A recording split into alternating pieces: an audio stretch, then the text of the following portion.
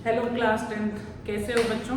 तो पिछली वीडियो में हमने पॉलिनोमियल के कुछ बेसिक कॉन्सेप्ट्स को डिस्कस किया था। आई होप आपने नोट्स प्रिपेयर कर लिए होंगे अपने। चलिए अब अपने प्रैक्टिस की तरफ चलते हैं।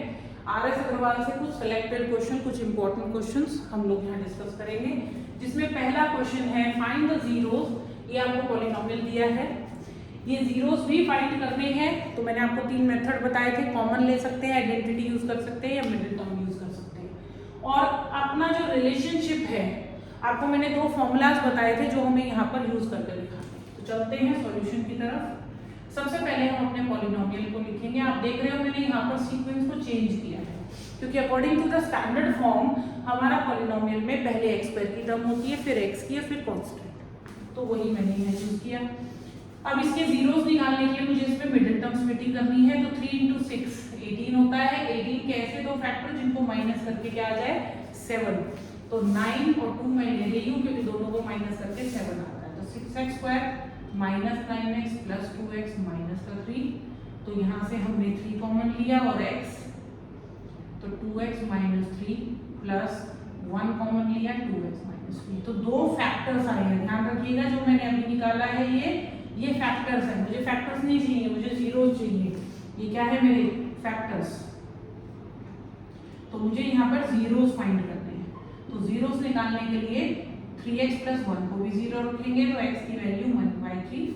और दूसरा 2x माइनस 3 को 0 रखा, तो x की वैल्यू 3/2। तो ये जो x की 2 वैल्यूज आई है ना बेटा, एक अल्फा लेट कर लीजिए, एक उसको बीटा लेट कर लीजिए। ठीक है, चलिए। तो मैंने अल्फा ले लिया है -1/3 और मैंने बीटा ले लिया है 3/2। अब देखिए कि जो ये वेरीफाई करने के लिए रिलेशन बोल रहा है वो क्या है। हमारे पास पहला फॉर्मूला होता है alpha plus beta is equal to -b/a। ठीक है। और दूसरा फॉर्मूला जो हमारे पास होता है वो होता है alpha beta is equal to c/a। मतलब प्रोडक्ट जो है वो c/a के बराबर होता है और जो सम है वो -b/a के। अब मुझे दोनों तरफ लगाना है। इस तरफ नॉर्मली ऐड करना है क्योंकि मेरे पास अल्फा बीटा अलग से है, और दूसरी तरफ फॉर्मूला लगाना है। दोनों से मेरा आंसर सेम आना चाहिए तो वेरीफाई हो जाएगा। सबसे पहले इधर ऐड करेंगे तो -1/3 प्लस 3/2। और यहाँ पर मैं b की वैल्यू देखो, b क्या है, x का कोफिशिएंट जो कि है -7 और a जो है वो है 6।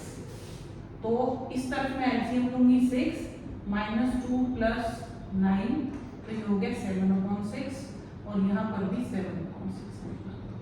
तो ये क्या हो गया बेटा, वेरीफाई हो गया ना कि चाहे हम फॉर्मूला लगाएं और चाहे हम नॉर्मल ऐड करें आंसर सेम आएगा। सेम यही काम हमें प्रोडक्ट में भी करना है। प्रोडक्ट में -1/3 × 3/2 करा और c/a में c कितना है -3 और a कितना है आपका x² का कोफिशिएंट कितना है 6। तो यहाँ पे से 3 कैंसिल, तो आप देखेंगे दोनों तरफ आंसर सेम आएगा। तो आपने नीचे लिख देना है हेंस वेरीफाई। तो ये वेरीफाई हो गया। तो ये बहुत ही कॉमन और बेसिक सा क्वेश्चन है जो आपको आना चाहिए। But the important thing is कि आपको ये फैक्टराइजेशन पोर्शन अच्छे से आना चाहिए। इसमें आपकी 9th क्लास की स्किल काम करेगी। एक क्वेश्चन और मैं डिस्कस कर रही हूँ जो कि है सेम यही, बस मैं यहाँ जीरोस को बदल देती हूँ, मतलब सॉरी पॉलिनोमियल को। तो ऑब्वियसली हमारे जीरोस डिफरेंट आएंगे। देखिए क्वेश्चन डिफिकल्ट नहीं है, बट उसमें देखिए बच्चे गलती करते हैं। ठीक है, तो मैं वो बता देती हूँ कि सिर्फ और सिर्फ मिडिल टर्म ही हर जगह नहीं लगानी है आपको। कुछ जगहों पर आइडेंटिटी भी एप्लीकेबल होती है, कुछ जगहों पर सिर्फ कॉमन आता है और उसी से जीरोस निकल जाते हैं। तो तीनों ही मेथड्स को प्लीज याद रखिएगा और अकॉर्डिंगली यूज करिएगा। ठीक है, तो मेरा सेकंड क्वेश्चन है, यहाँ पर उसने पॉलिनोमियल को fx नाम दिया हुआ है और कोफिशिएंट है, और सॉरी पॉलिनोमियल है x² - 2। ठीक है, अब सबसे पहले हम वही करेंगे, इसके फैक्टर्स निकालने की कोशिश।